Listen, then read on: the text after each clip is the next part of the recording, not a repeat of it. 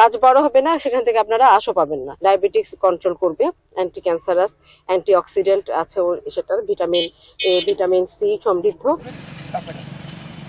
আর কেবল seven উপকারও আছে, কেমন ক্ষতিও আছে।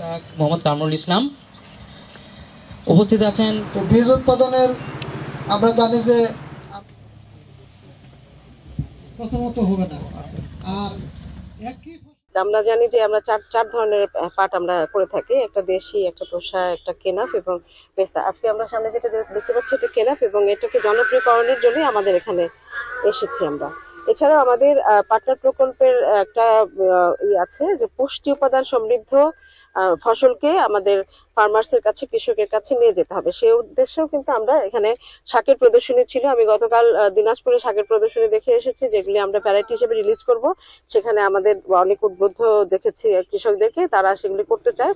কারণ এই শাকটা কিন্তু এমনি আপনি জানেন যে পাটের যে কোনো আমরা যে চারটা জাত আর কি, জাত বলবো না, এটাকে চার টাইপের যে আঁশ ফসল করে থাকি, এগুলি কিন্তু নর্মালি আমরা শাক খাই। কিন্তু আমাদের প্রচেষ্টায়, বিজিআরআই বাংলাদেশ পাট গবেষণা ইনস্টিটিউটের প্রচেষ্টায় আমরা 5টা ভ্যারাইটি রিলিজ করেছি যেগুলি শাকের উপযোগী।